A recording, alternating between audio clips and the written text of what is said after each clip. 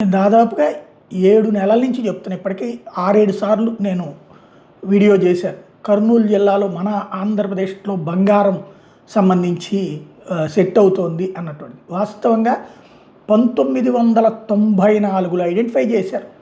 స్వర్ణగిరి ఏరియాలో బంగారం అన్నటువంటిది. అప్పటి నుంచి ఇప్పటికి దశాబ్దాలు గడిచిపోయినాయి.